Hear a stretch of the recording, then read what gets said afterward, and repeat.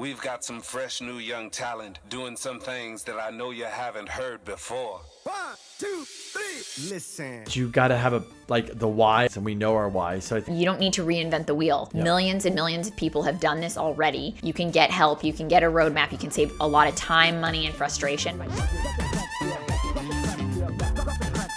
Welcome to the Value Add Podcast with K&K. Hey everybody, Value Add with K&K. Crystal and Kenny here. Just want to say thank you so much for the support, for listening, the comments, everything. Keep it up. We'll keep going as long as we can.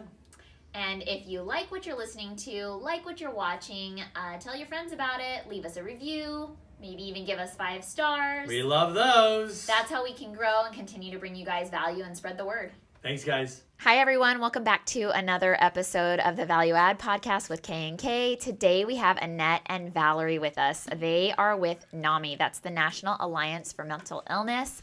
And we're excited to have them here. My husband and I met Valerie through taking a class, a 12-week class for actually my brother. We took it with my mom, my sister, Kenny, and I.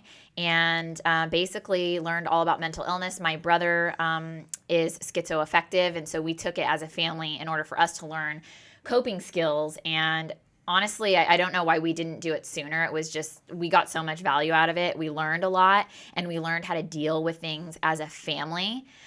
So we wanted to bring Valerie and Annette here today to talk a little bit about the program and see if we can help anybody else that's struggling with a family member or loved one. So thank you guys so much for coming in today. Thank you for having us. Welcome. We're glad to be here. Yeah, and I'm super excited, honestly, to have you guys on because I even tell this, like, they should have a course like this in like high school, because not only did we dive deep in how to deal with family members or loved ones that have mental illness, the other thing is it's a good lesson on how to just deal with people in general in life. Like if somebody's upset or this or that, like I just learned a lot of things like, wow, I could deal differently in business when things are going bad. So I really appreciate you coming on and obviously doing the course and helping our community out. We're so glad. It was great to have your family as part of our class because when we teach this class, the class is called Family to Family, and Annette, by the way, is our education programs manager. So she kind of runs the whole education program. She's the one who schedules all the classes all around San Diego County and makes sure every single family member's needs are met. So when a family calls in for help, they go through Annette. Okay. So Rose, your mom probably talked to Annette. Yes. And we were calling at a time of need. Yes, we were. Right. Yes. And most families do call when they're in crisis, and I do talk to every family member. We're contracted with the County of San Diego to offer probably 20 family-to-family classes, and each family-to-family class registers about 20 to 25 individuals that goes through 12 weeks. So I interact with every single graduate, which is maybe 340, 350 people, to make sure they meet the criteria of the class. But the class is phenomenal. It's for loved ones who have a loved one over the age of 18. Valerie runs a program for children, youth, and family, and offers a different program for family members that have a loved one under the age of 18. So we work hand in hand with our programs. We interchange emails back and forth when we talk to family members. Just to make sure that the family's needs are met. So Family to Family is a class for, as Annette said, family members with loved ones over 18. Okay. And then Nami Basics is a 6-week class that's very similar. It's kind of like a Family to Family 101 or a Nami 101. So because those family members have a child under age 18, they're still in the school district system. That's what it is. Okay. Right, so that class is going to really go over the basics. And it's not even a diagnosis at that point. It's more like just challenging behavior, right? So it's just that maybe they're noticing things are off with the child, or the child can't cope in school. Maybe they can't even get the child to school, and they're trying to figure out, how am I going to navigate this? So many times it's really challenging for family members to think maybe there's a mental health issue involved. involved. So by taking this class, they're going to start learning about what challenging behaviors are kind of more related to mental health concerns.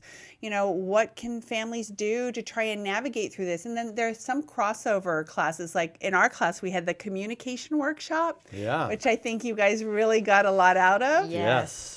So we do that same communication workshop in Nami Basics, exactly the same class, because communication is so important for families to learn. So It's important for anybody to learn. Right. Yeah. I think we talked about this a little bit in the classes.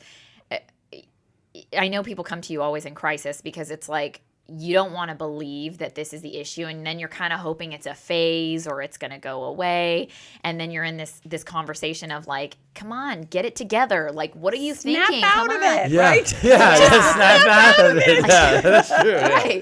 Right. And when they're not snapping out of it, it's kind of like, now what's the next step and what support is out there and what can we do? Exactly. So I would, whoever wants to go first, I've heard your story, which is crazy. Tell us your story and just how you became a part of like Nami. So my journey started about 9 years ago, 10 years ago. I've kind of lost track, but I'll say I'll go with 10, a decade. So my loved one was in her late 20s, and she was diagnosed with depression and anxiety. But that was only after I received a phone call from a hospital that said she had attempted to end her life. I thought, nope, not my daughter. She's got a great job. She's loving life. Nope, wrong person. She wasn't living with me. She was independent, healthy independent. And I just knew that wasn't my daughter. Well, it was my daughter, and something had happened in her life. And our family book says that we have a gene, and it's if we do have that gene, and the environment pulls the trigger, and when the environment pulls the trigger, our loved one actually goes down that hole, and we don't know what to do. My life was turned upside down. I didn't know where to go, who to turn to, and I was introduced to Nami, and that completely changed my life over the past 10 years. Where it was a road, my daughter also has co-occurring, which means she was addicted to prescription pain meds for chronic pain. That took quite a while to figure out, do we ask her to go to rehab? She's an adult. She's not a minor. You can't make an adult go anywhere. You can't make an adult have their doctors tell the family members, even though we only have their best interest at heart. It was a horrible struggle. My family, unlike your family, didn't come together so quickly. So I was dealing with this on my own. And through education, advocacy, and supporting of my daughter, she surrendered to go to rehab. And I took family to family, and I was a little irritated when I first took family to family because it's an evidence-based book. It's written by a psychologist or psychiatrist. And they read to you. It's like, I don't want to be read to. Yeah, give me the book. Just let me take it home. I can read this on my own. They make us read too, which I was like, oh, why am I reading this? I'm a terrible reader. Yeah, exactly. But you can pass. So Yes. it's an okay thing. Yes. But I was a little irritated, but I'm really, really glad I stayed because where my daughter is today, she's healthy. She's clean and sober. She has a full-time job. She has a new car. Her car's even newer than mine. Wow. That she got all on her own, and she is raising a 6-year-old daughter, and she's just an amazing mom. So I have been told, and my previous education director has shared with me, that we hold their hope until they're able to hope for themselves. And that statement is so, so true. Yeah, thanks for sharing. Yeah. Sure. And she knows I tell her story. So it's not. That's part of it. That's part of it, yeah. It is, because she would like to help other family members know that, there's hope. There's possibility for a healthy life. You're not your diagnosis. No. Absolutely. Yep. I agree with that. And I think that we do all hope for our loved ones and family And others members. too, yeah. That's why that they can be successful and independent, and that's absolutely. And really that recovery is possible. Absolutely. I think that's for me, when people come into the class, that's one of the biggest aspects, is that they think that their loved one's at the end of the road and there's no hope, right? That there's, that this bleak future ahead is going to be sort of the path that they're going to be on. But I'm so amazed by the people that I work with at Nami San Diego and the young people on my team who live with really intense diagnoses, but they have a job and they're working and they're working beautifully in their recovery and very focused on how to work their recovery. So that's a process of getting to that point, but it's really evident that recovery is possible. It's possible for every single person who has a diagnosis or who's struggling with a fear that they may have a diagnosis. Right. And like family members, education is key. So is it for peers. And that peers should consider having that education piece so they know what triggers them, so they know what to do if they're not having a good day. And we as family members need to applaud the fact that if our loved one lives with depression and they get out of bed in the morning, be grateful for that. Yeah.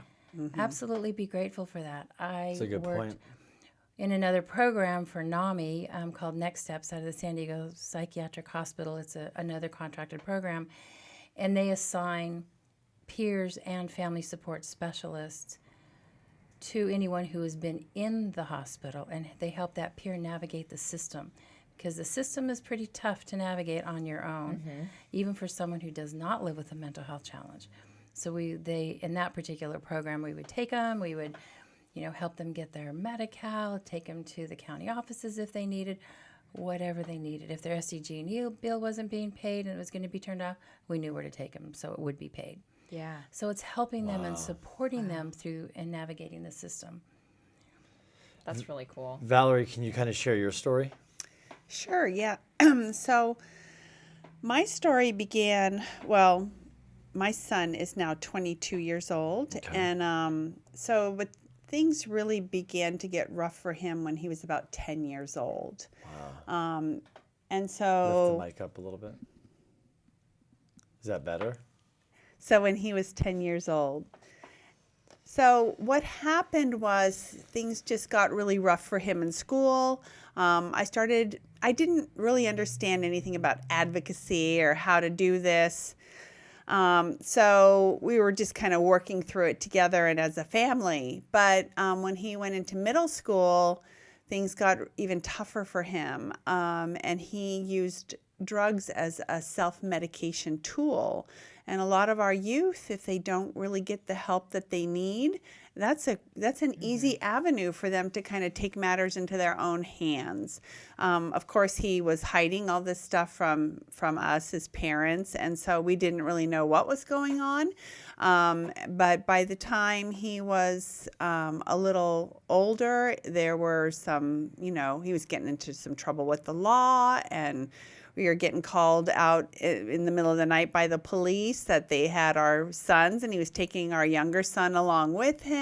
And we were just like, what the heck is going on here? So by the time he was in 9th grade, he was basically failing out of school completely. And we took him to a child psychiatrist, and during that meeting, he revealed that he had a plan in place to take his life. So all of a sudden, things just in one meeting became very, very serious. And with that, we couldn't really send him back to school. So I had 2 weeks of suicide watch. That's pretty intense when you have to keep someone within 6 feet of you at all times, day and night. That was pretty intense. But we had to, at that point we had to find a residential program for him. And we knew the drug use was a big factor at that point, but we just knew other things were going on, but we didn't know what it was. So, that those challenging behaviors, those things that you don't really know what it is. He was our first son, so I just think he's being rebellious or something. Yeah, we really didn't know. Is this normal behavior? Is this, puberty? Is it, we didn't know. Yeah. So we placed him in residential care, and he ended up staying in residential care for 3.5 years, which is intense. Yeah. And he'll tell, if he were sitting here at the table right now, he'd say, you'd say nobody does that.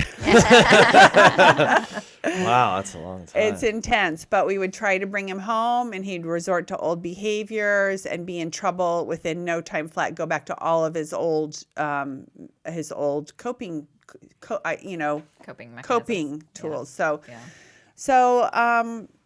And he presented really challenging. He's a super bright, smart young man. He doesn't present like he has a mental health situation, but his drug use, again, was so over the top that there were just really huge concerns. And his suicidal ideation, which was attached to depression, and now I think he had great anxiety. But that was just kind of never discussed, even though at that time, that was maybe 6 years ago, not really discussed that much. So we did, though, through all of that residential care, got him the help that he needed. We did get him to graduate high school, which was a big effort. But when he was done with all those high school services, and I should say that didn't go without a fight through the school district and also a fight through the insurance company, because residential care is extremely expensive for families, and to try and get the school on board to help offer support for his care was a big fight, and then to get my insurance company on board to quit denying services was a big fight. But I really, really worked hard to get all the service needs in place for him, so that he could get the help and care that he needed. So then, fast forward, when at one point he was going to be coming home, and we had to figure out how to best support him. And at the time, I have a really close friend who she and her husband were up in Northern California, and they were teaching family to family. Oh, okay. And so she said, you have to take a family to family class. And so my husband, I signed both of us up. My husband's older brother, they're only a year apart, but his older brother was living with paranoid schizophrenia since his older brother was 18 years old. So for I don't know, at this point it was 35 or 40 years. Wow. I don't know. I'm not doing the math in my head off the top of my head. But so my husband wanted to know better tools for being able to support his brother and also the family. So family to family class was really life-changing for us.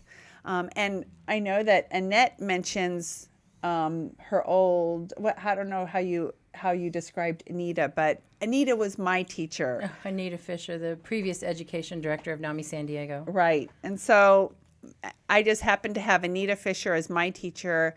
She and her partner at the time were these incredible teachers.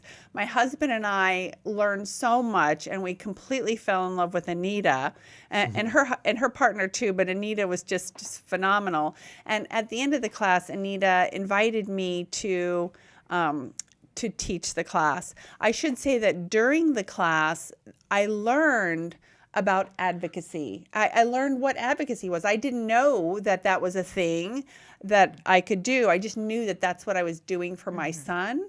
But I learned so much in that class that during that class, I was fighting my insurance company at the time for the denials. And the information I learned in that class kind of encouraged me to search further for mental health parity. And what that means is that, parity means that a mental health condition / co-occurring disorder, so that means mental health and drug abuse, would be treated the same way like a cancer diagnosis would be treated, right? So because he has a co-occurring disorder doesn't mean that he should be turned away from care. And he was being turned away from care like every 5 days. That's crazy. It was just ridiculous. Yeah. So I decided that I took my knowledge and I wrote a letter, and I reported my insurance company to the California Insurance Commissioner's office. Smart. And they have like 5 working days or 10 working days where they have to give you an answer. They turned over all the denials so that my son could stay there, but they about 3 weeks later, I got a phone call from the insurance commissioner's office, and they said, Mrs. Hebert, we wanted to let you know that the ruling came down and it's in your favor. And I said, well, what do you mean about a ruling? And they said, the case, they ruled in your favor. I said, I don't even know there's a case. And they said, oh yeah, they took it, and what they ruled it is that in your case, your son will be able to stay in placement at his treatment center as long as his doctor says he needs to be there, even beyond what's covered in your insurance plan. Wow. And they said, you know, this, Wow. and not only for you, but for every single family insured through Anthem Blue Cross, who is our insurance. And I was like, I was like, that's huge. Oh, yeah. I was like, That is huge. wow. And I Yeah. just You felt change like, the rules for so many other people. exactly. Yeah. And I was like, you know, gosh, here I am, just a regular person trying to advocate for my son. And the power of advocacy just really, I was fueled at that point. I was like, wow, if I'm just one parent who can do this and then and impact so many families, what could I do if I really put my feet to the mat here and really tried to work hard for families? So during that time frame, I trained to become a family-to-family teacher, started teaching the class, and that first year, my co-teacher, I don't know, she thought I was really special, Rosa.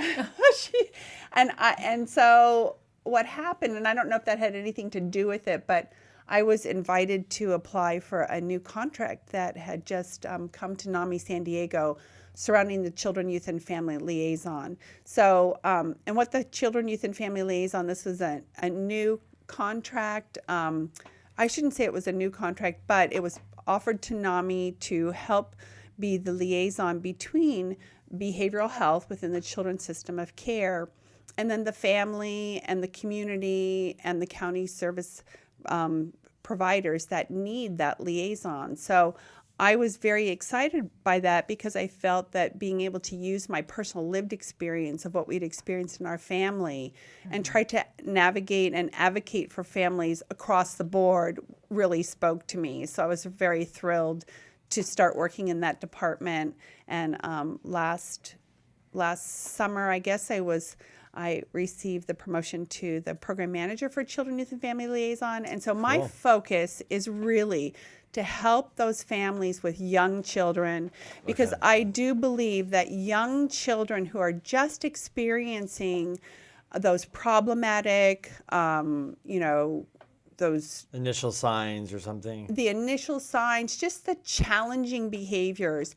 If parents understand that that's the time that they can do something about it by getting the education piece, I agree. It's huge. yeah, Yeah. just learning how to navigate, how to communicate better, how to talk to the school better, how to talk to the doctor better, how to support that child better, maybe how to think about medications, whether that would be appropriate or not. But all of these things would be things that if the child got the early intervention, then maybe they don't have to go on to develop a really severe mental health challenge, a severe diagnosis a little later on in life. So, Yeah, and I think one of the things too that when we were in the class that I was fascinated about is a lot of people just don't know where to go for help, and like you said, they try to go, oh, I'm going to send my kid here, but the insurance denies them, so they just like, well, I've tried, it's not working, And I we think don't have they might not have the budget resources. or the resources. And I think a lot of people in these circumstances hit roadblocks, and then they kind of like just give up because they've got busy lives and they don't Right. make it a priority. So that was one of the things I realized with Nami is there's people that have experience in there that have made it push through the roadblocks. And even Rose, your mom was having some issues with some stuff, and just some basic information was able to go, oh my gosh, this is great. I'm able to call the right place. She's been calling, trying to find one place. It's like, oh, here's the right number. right. So one of the things I want to ask is the 12-week program that we did, just kind of simply, What is somebody going to expect kind of, I mean, in a brief, I know it's long, it takes forever to go through, but what's what somebody's going to expect when they walk in the door from hopefully when they leave? Like, what do you think they're going to get out of it? They're going to find, as we have all found when we take family to family, you find the support and the empathy, and you find that you're truly not alone in your journey with your loved one, that there's other family members out there. So in a 12-week course, you're going to learn what to do in the event of a crisis. Okay. You're going to share your stories. And yes, and many people have never shared their story. Right. And the more you share it, it's a little easier on your heart. In our support groups, we say that humor is healthy. So we do buy tissue by the cases because we provide them for all 20 classes and all the support groups as well. So there's a lot of tears when people share their story. I will say that in the past, I've been doing this for about 3.5 years, the men didn't show up to the classes. But now I will say it's about 45% men, and then the 55% women, which is huge. We had a lot of men in our class, I feel like. We did. Yeah, it was great. Our class was very special because we had so many large family groups. Mm-hmm. Yeah, that is a good. Yeah, there was other, not just direct family. Like me, it was an it was like a extended cousin. family. Yes. Us, I'm a things, son-in-law or something like that. Yeah. Right. So that was really exceptional. Right. Yeah, we had a lot. And that's a criteria to take the family-to-family class, is that you must have a loved one that lives with a mental health challenge. Oftentimes we have individuals, because they've heard the class is so great and packed with so much information, they want to come and just get the knowledge, which I totally understand, wanting to grasp that knowledge.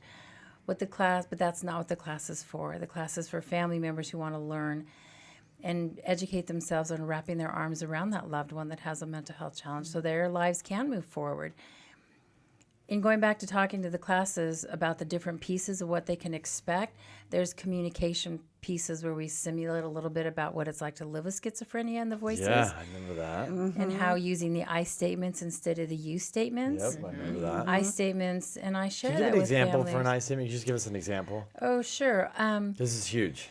This is huge. So if you have a loved one who's living with paranoid schizophrenia and they're in their room and they have dark shades and you go and see how they are to give them food, and they say the mafia's outside, they're going to come in and get us. Instead of saying, oh no, there's no one out there, you validate them. You're not agreeing that yes, there's mafia out there, or there's someone watching the house.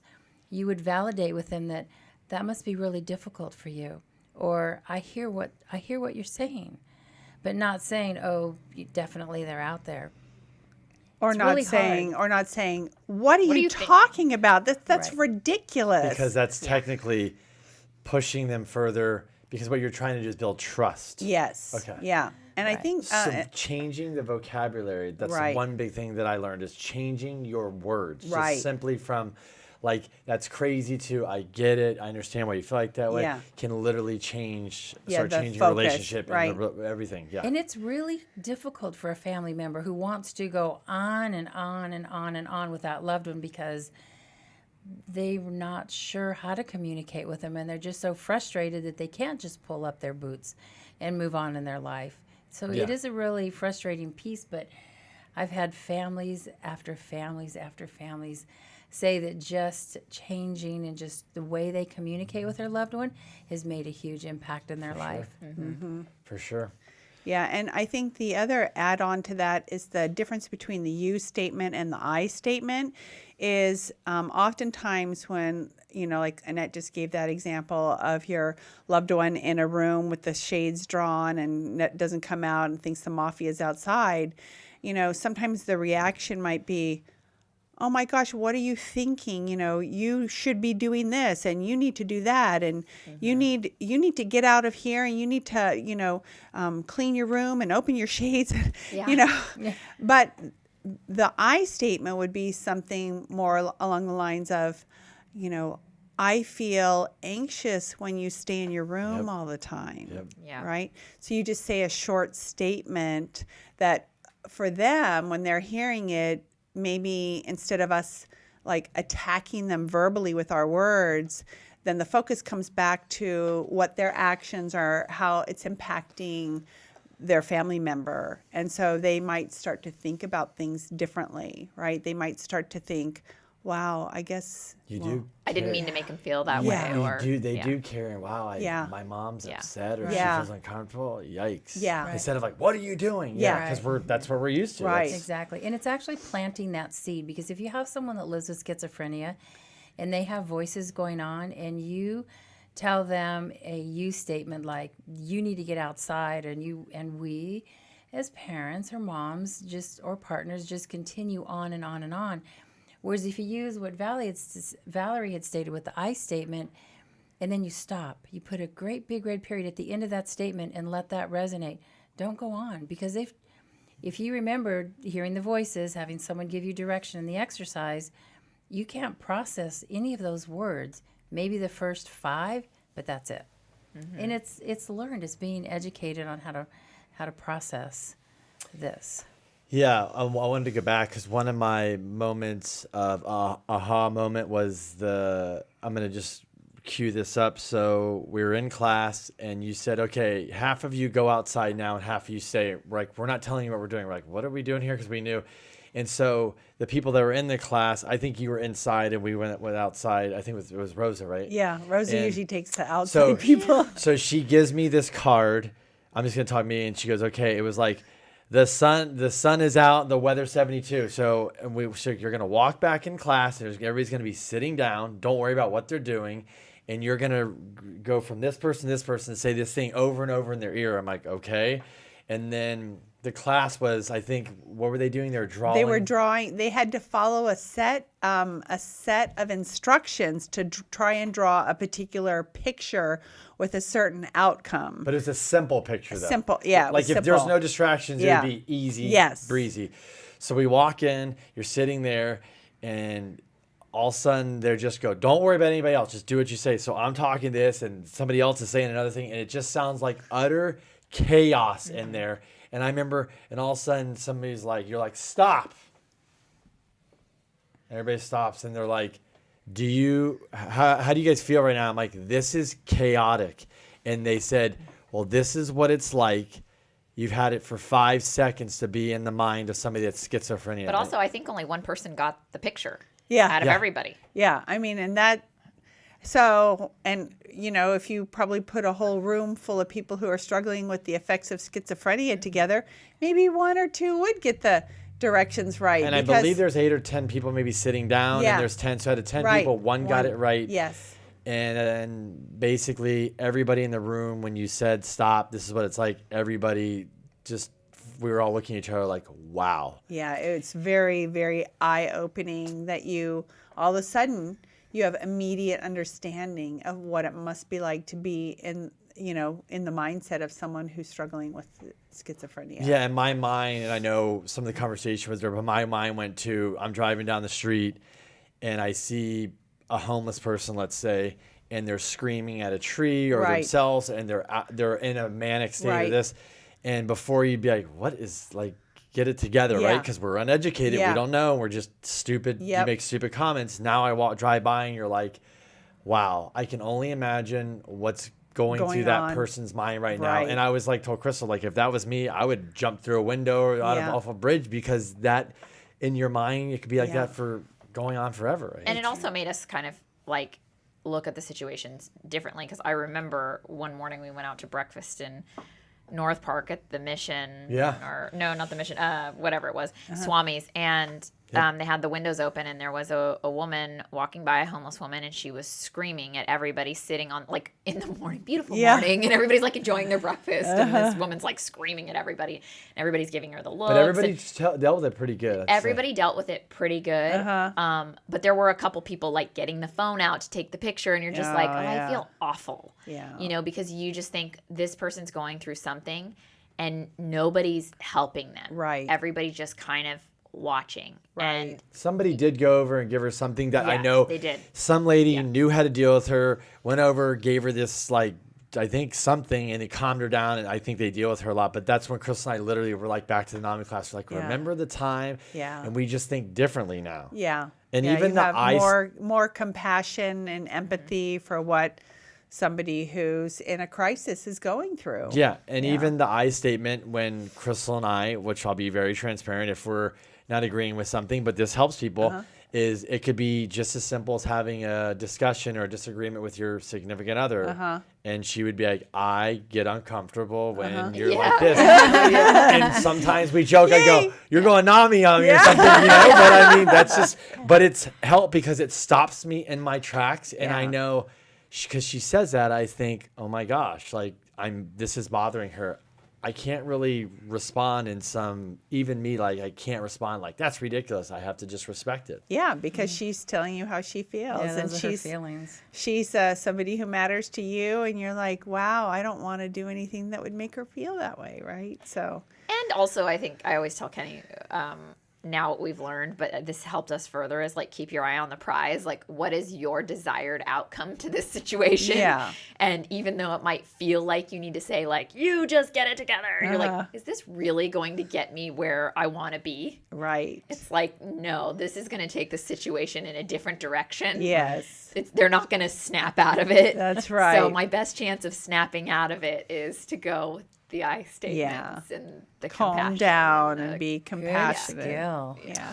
What do you think? I know it's hard to go through the 12 week, but kind of people are getting some gist of what they're going to get. It's really coming down to communication and learning to trust and talk to somebody and diffusing a situation and things like that. But what do you think somebody gets that you guys gone through these 12-week courses with people, the average person, like some of the changes you see? What does somebody expect, like from the beginning to walking in, and the husband's like, why am I here? It's not going to do anything, to the end, like, wow, this has been a game changer. What do you kind of see like a typical change? I see people making significant changes with their loved one and significant changes within the family, the dynamics of the family. My husband said that after taking Family to Family, he had a completely different understanding of what his brother was dealing with. And for the rest of his brother's life, his brother passed away about a year and a half ago.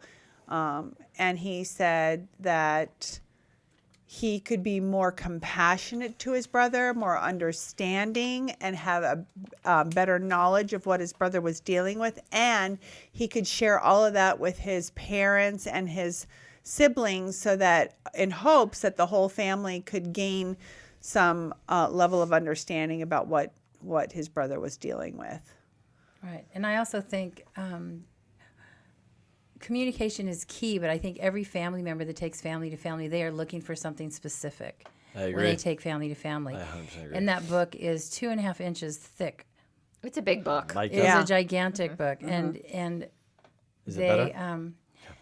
So it's interesting that Valerie was being turned down from the insurance companies. And when she took that class, what she picked up on was advocacy and how she was able to use that in her immediate life.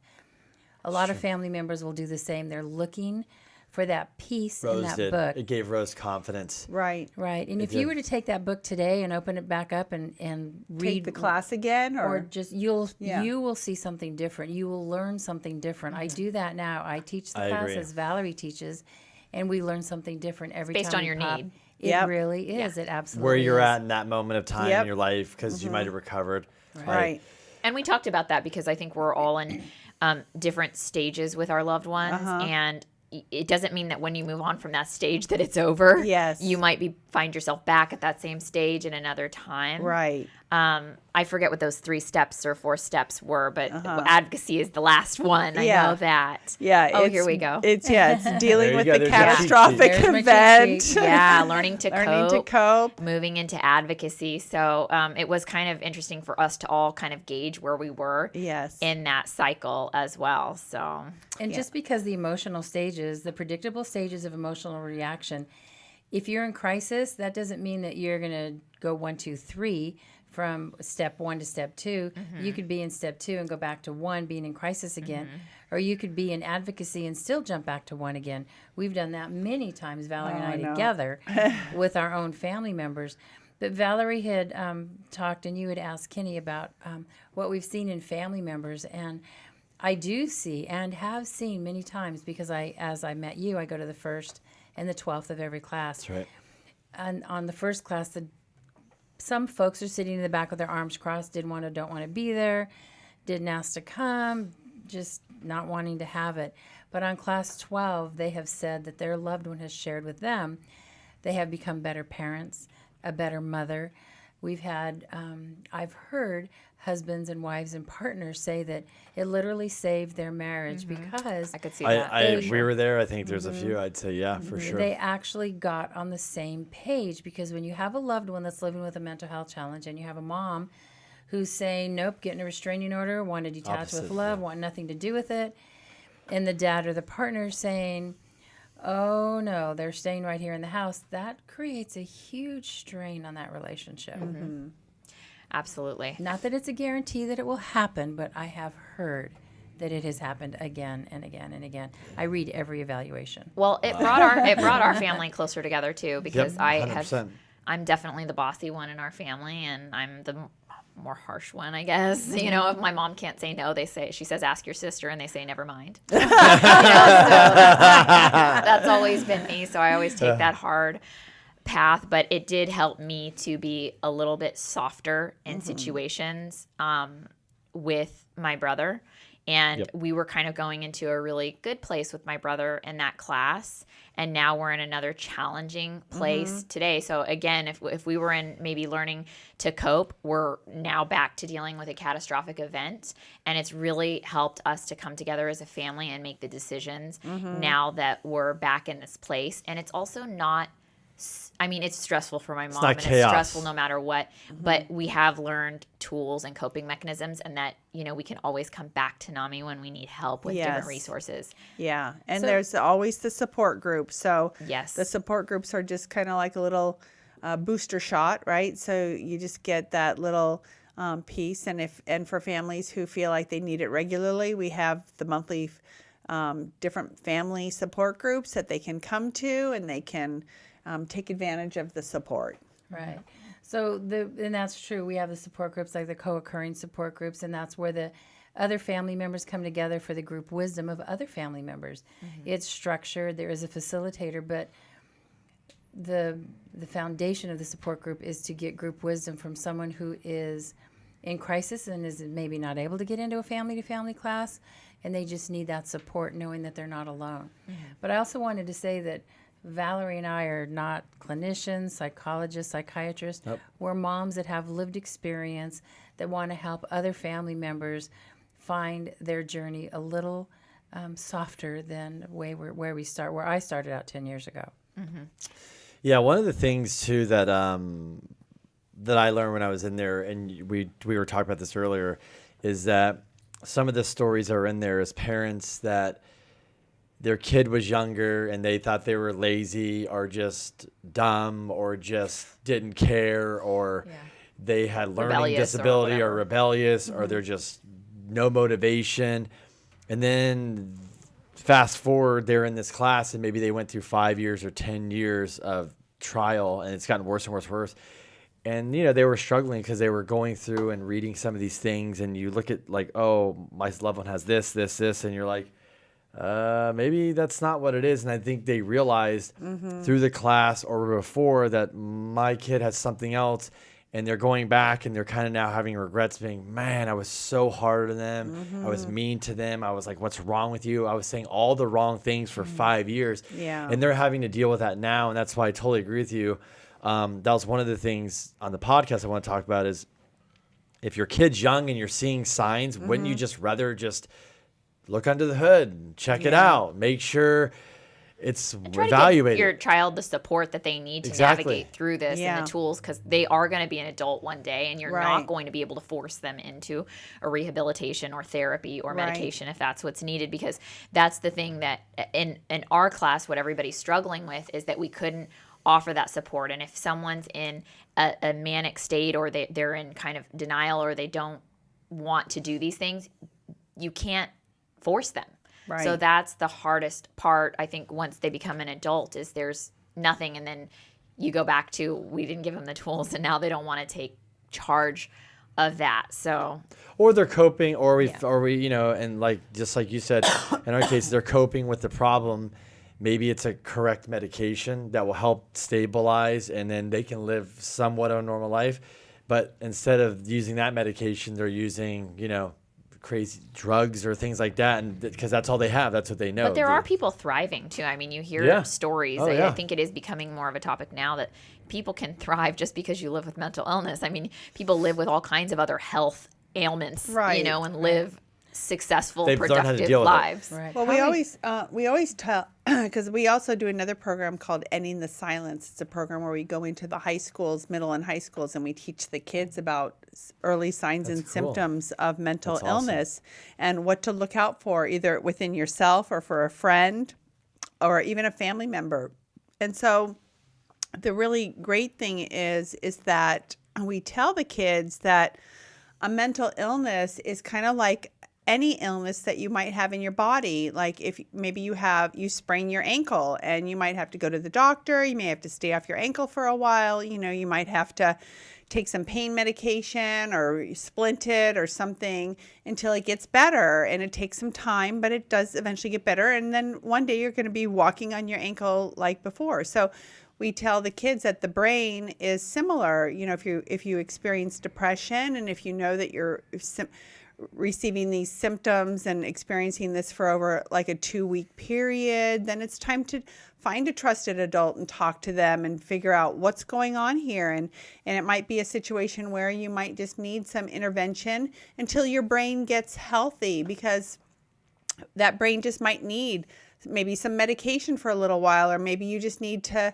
kind of step back from what you're doing and do something different. But it's very possible that your brain will just go through that, get the attention it needs, and get right back to being regular again after a short period of intervention, like any other body part. So, in the case of situational depression, Right. possibly, but in the case of schizophrenia, where medicine is important, oftentimes the individual that lives with a mental health challenge believes it's like an antibiotic.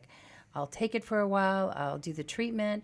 I'm feeling better. Oh, yeah. Isn't that so I common? don't need to do It's this so anymore. common. So they come off and they Yeah. go right back to the beginning. So it really I have heard, and in my lived experience, it really depends on the diagnosis. it does, Yeah. And there definitely are going to be different symptoms and different aspects of it. And so when we have those Ending the Silence presentations, you know, we talk about what are more critical and what are a little less critical, so that the kids know, hey, wait a minute, the most important thing is I got to find someone to talk to about this and get some help. And what if, I mean, in the example of spraining your ankle, I mean, on the flip side, it's like, you know, I have high blood pressure or my Right. thyroid is off. I mean, you're Right. not going to just take the medicine until your thyroid's regular, because Yeah. the second you stop taking it, Yes. then it gets out of whack again. So, I mean, I think too, just kind of taking that stigma away from mental illness, because I get it. I mean, I think that was one of the things that we talked about in the beginning of the class, is that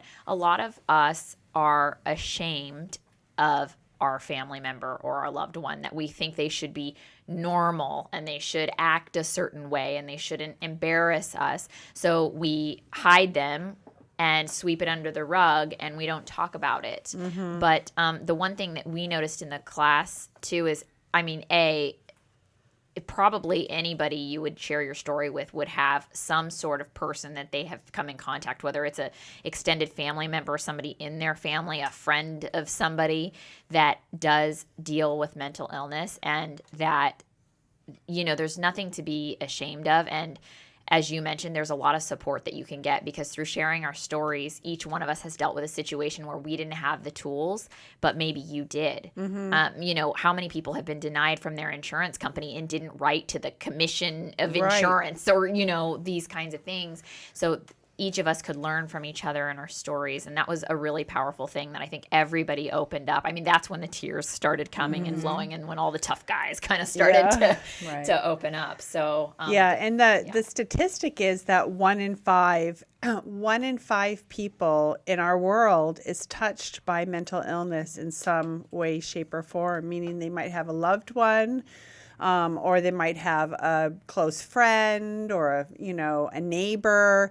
But if you think about those statistics, then all of a sudden that world of mental illness becomes much more real and much more accessible, and the fact that we're kind of all in it together. So the more we get, the more we can put the stigma aside and kind of embrace that it's part of our culture.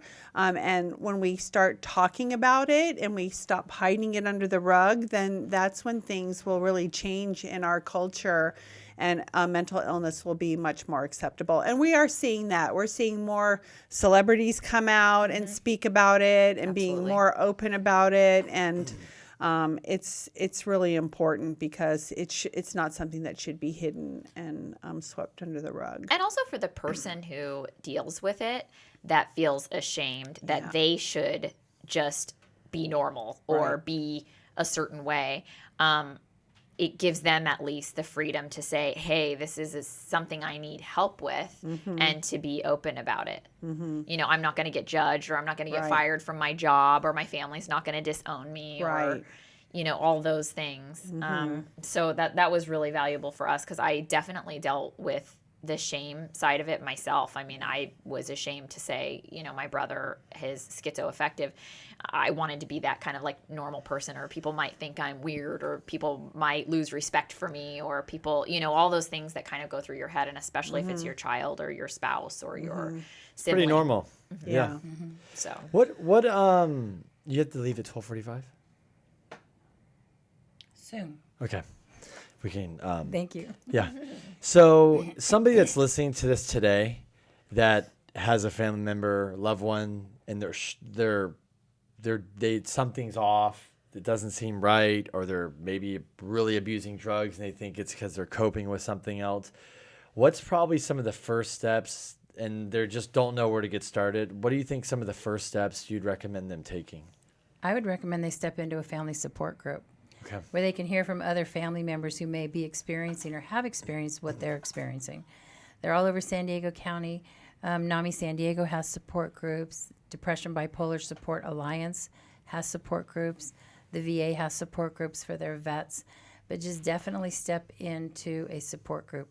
If your loved one is at one of the hospitals, they may have support groups. But that will give you the support and the comfort that you need, that maybe what you're seeing is right, or maybe what you're seeing is not right. And also I want to say too is that hopefully if someone goes to a support group and they say, oh yeah, that wasn't for me, I mean the group was kind of like this, that, or the other thing, is not to give up, because you're not always going to find the right fit the first time.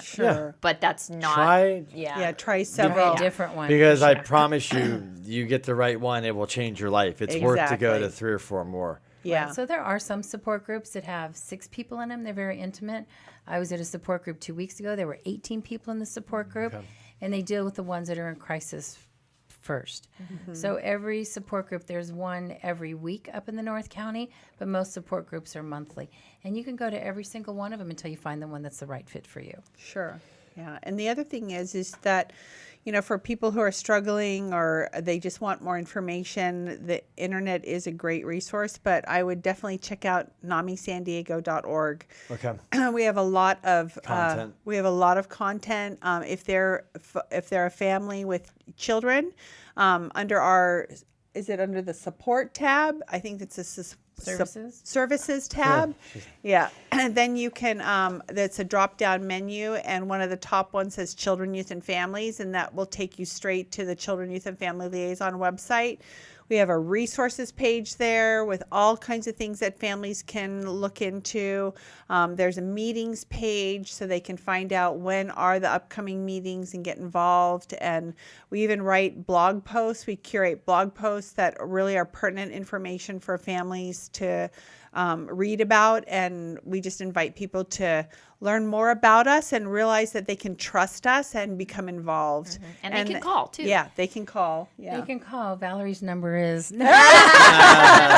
Anytime. They can actually call and talk to either one of us. I'm actually going to be out of town for a week. I'm going to go do some grandmaing in Portland. So, but yeah, they can definitely call. And I talk to family members a good 50% of my day, just helping them navigate what they want or what they're looking for.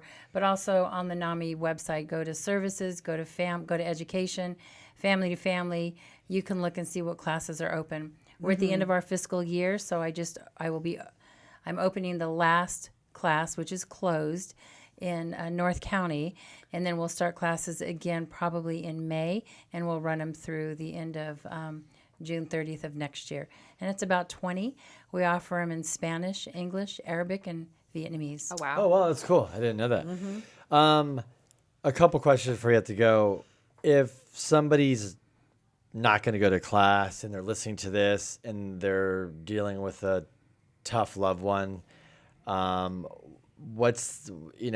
they're going through in their manic state here and there, and they're just giving up and they're just getting really frustrated, what are some tips that we could give them today to just hopefully maybe help diffuse or start changing how they talk to that person, maybe can turn it around? The I statements. Is it the I? Yeah. Using the I statements, and in the class 2 where they talk about the crisis is don't yell at them, don't block the doorway, Don't threaten. don't threaten them. Don't criticize them. Yeah. Cheating over here. Don't bait your family member by, giving them wild threats. Yeah. Oh, okay. And don't approach them, like don't try to touch them or hug them or. Don't stand over them. So, in a threatening manner that could not be good.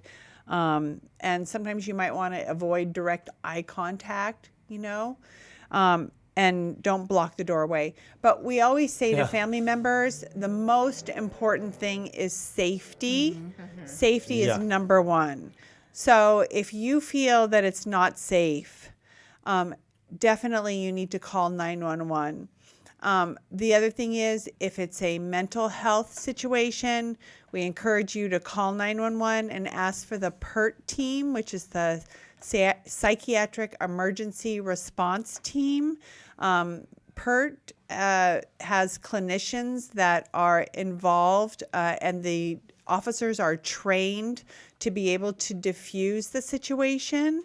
It's completely different because Rose has done that. We had to use the PERT team recently. And it's a completely different experience, and Right. it will make a big difference in how things just go down, and I cannot agree with that 100%. Like, Right. don't just call And most 911. people just don't know that they need to ask. So for if that. you don't know what it's called, just call and say, I've got A mental health emergency. They'll know. Yeah, and then what you can do too, if you don't remember the acronym PERT, you can say, I want an officer to come who's trained in being able to diffuse a mental health situation. Or you could say, even if the officer comes and you've forgotten to ask for that, when they come, you can say, I'm concerned because it's a mental health situation. Can you please get a mental health clinician on the phone to help diffuse the situation? Right. So if you keep in mind that we have different agencies all over San Diego County, so we probably have more than 10,000 law enforcement officers in San Diego. In a perfect world, they would all have a clinician and they would all be PERT trained. Oftentimes, officers show up without a clinician. There's specific hours that The PERT clinicians team, work. I know they're expanding the program to include more clinicians, but it's not anywhere near What it needs to 100. be. So sometimes family members have a huge concern that an officer came that was not PERT trained. So they become very discouraged. But that doesn't mean that next time they call, a clinician will come, especially if it's in the later hours, not so much in the morning hours, but like a swing shift kind of thing. So, but if they can get their loved one, which is really hard to do, to voluntarily go to county mental health or go to one of the hospitals, that would be a great answer. If somebody took a course like you both did and they fell in love with Nami and this is something they wanted to do like you did, how does that process kind of work? Well, they could volunteer. Okay. They could come and we have a volunteer process. And once they volunteer, they can be involved on a daily basis. They can come and answer the helpline. They can come and help Annette prepare for classes. They can help at our Nami Walk, which, by the way, is coming up April 27th. Okay. So Nami Walk is an amazing event here in San Diego County. It's held at Liberty Station. That's right. Starts at about, 8 a.m.? I think the walk starts at 9. Registration starts at 7:30. Okay. And then, but the walk is wonderful, but there's all kinds of resource booths there. There's like 200 community members that come out and they bring all their resources to share with families. And it's really, really empowering because you can learn so much and gain so much about resources that are available in San Diego County. So that's a great way. We always need volunteers for that. We also do all kinds of events throughout the year that volunteers could definitely come out and get involved with. And I will say, I'll put a plug for our volunteers because like me, I was a volunteer, but then it turned into an actual job. That's awesome. With Nami San Diego. So I was able to put my activism and my advocacy work and get paid for it. So I really That's see it cool. as a win-win. So there oftentimes our staff started out as a volunteer. So, and Nami's growing. We have over 80 employees, I think. Oh, definitely more than 80 as we get into more contracts. But there's, it's Nami National, Nami California, and within Nami California, we have 61 Nami affiliates statewide. Wow. Wow. And we are the largest Nami in the nation. So where is the best place for somebody to learn more about Nami? I don't know if you can quickly run down like kind of some of the classes quickly, like online. I know they can find a lot of information. Where's the best find information about Nami and the classes? And Online. Yeah. So you Yeah. go to services, family to family, and there's an interest list. You can just do the Okay. interest. It goes to an email. I respond to the emails. Or you can sign up for a class. If a class is open, go to the calendar, find the date, click on the date. It'll take you, and then you'll get a phone call from me. And if somebody's not sure, like, hey, I don't know, a class to go to, this is why you're there to help them, guide them, and say, this is where you want to be before you go Right. there or whatever. So if you just send an email, you can or you can just directly send an email to f2f@namisd.org. Okay. I get those emails and I'll respond to. Or if they're just looking for information or just resources because they're not ready. Some family members take family to family and it's just like, nope.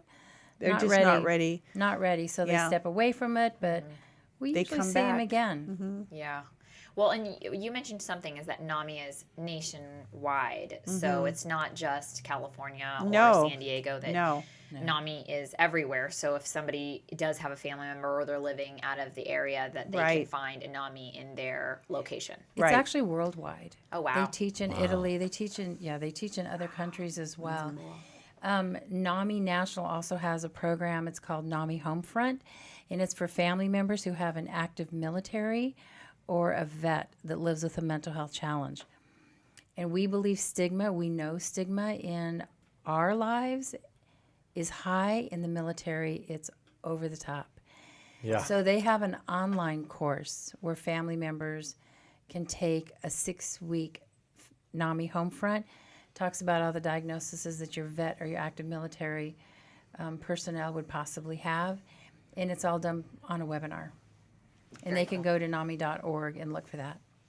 Yeah, and the reason Family to Family is not organized that way is because, as you all figured in our class, is that we like the families to come together because it builds sort of a support group, like an 100%. intimate support group with this class. And that's why after the third class, it's closed to any new participants because the class really does bond together. Right. And I love going to class 12 because I was at class 1, nobody knew each other.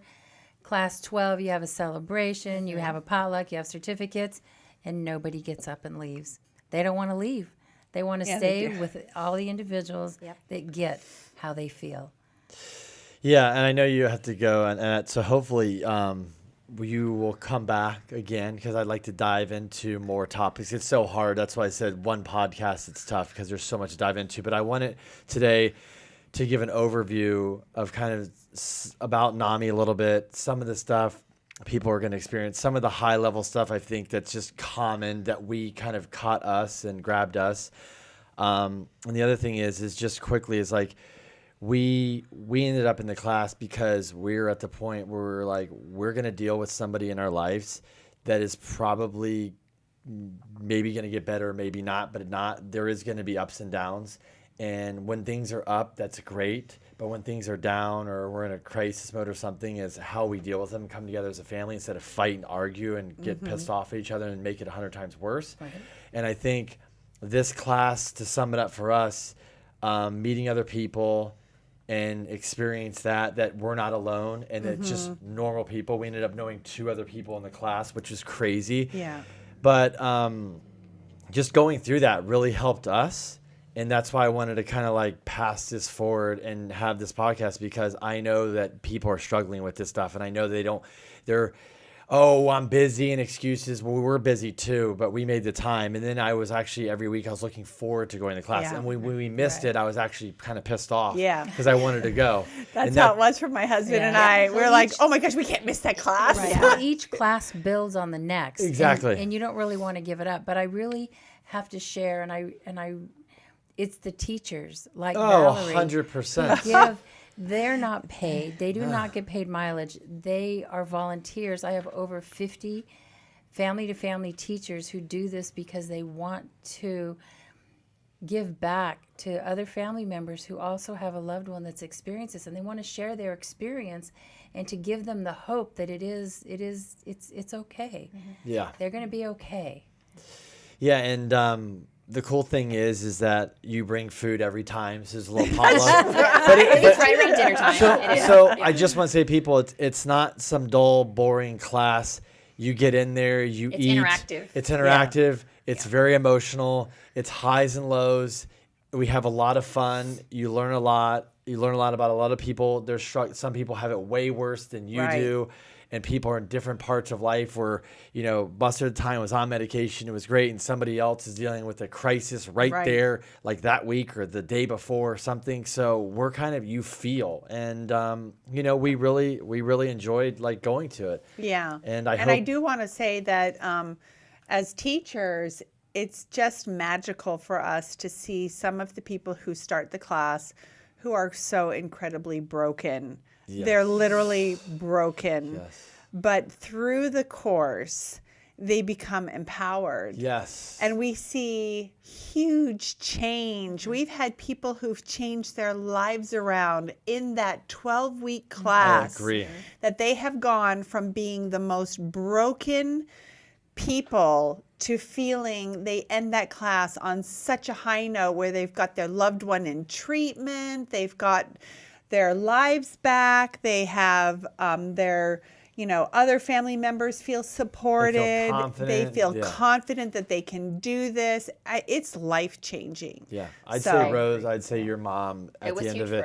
Because I think sometimes too you feel like you're banging your head against the wall and you're ready to give up, and if you're in that position and you go into the class, you feel like reinvigorated and empowered and supported to be able to take the next steps. And also just like you have tools. Yeah, that's true. But then again, on the flip side of that, there are some family members that will take the class that are just so irritated and angry, and they're very resentful that they just stop because they don't want to be read to. And it's an evidence-based book. So not everyone, but a huge, huge percentage is exactly what Valerie has said. And I owe so much gratitude to all the teachers that teach family to family. 100%. I am so grateful for them. Yep. And I have to be very protective of them that they try, like Valerie, she tries to teach back to back. But it is so important to have that 2 or 3 month break before you teach again, because you take on all the stories of those family members and try to help them with the resources. Yeah. Yeah, I think some of us too don't want to hear the seriousness because it weighs heavy on your heart and it is really stressful. So we would even go home at night and just be like, oh my gosh, I cannot believe like some of these families are dealing with Right. these things. It's so hard, and you wish that you could help. And Yeah. so I can imagine that if you're doing this on a regular basis, you also need to kind of refuel yourself Yes. before you take it on. Yeah, and I We do try. appreciate Annette not letting me teach more than once a year. But that doesn't mean I don't haven't done my Nami Basics class back to back. Yeah. But Yeah. recently we trained some Nami Basics teachers, so now I don't have to teach every Yeah. class. So that's actually a good thing. So I think my takeaway for your audience Mm-hmm. and for us, and I repeat it all the time, is that we hold our loved ones' hope until they're able to hope for themselves. They are not their diagnosis. What you're looking at is their illnesses. That's a good way That's to a leave great. it. That's a great. That's a great takeaway. ender there. And I Yeah. hope you two will come back whenever you have time and we Sure. can dive into a little bit more stuff, because this has been fun. And I think we can, help people out more and more. Sure. Well, we hope your listeners take something away from it. Oh, somebody will, And for sure. actually, too, just if somebody is looking for that help, that it's here. Yeah. I think a Absolutely. lot of people just don't know where to go, and Right. at least we're putting it out there into the universe that there Right. is help when you're ready. Maybe if it's not right now and you're not ready to receive that, but it's here and there's support and you're not alone. Right. Yeah. Absolutely. Well, Thanks thank so you so much much. for having Yeah, us. Okay. thank you. Yeah, it was it was fun. a lot of fun. Yes. So easy to talk to you guys.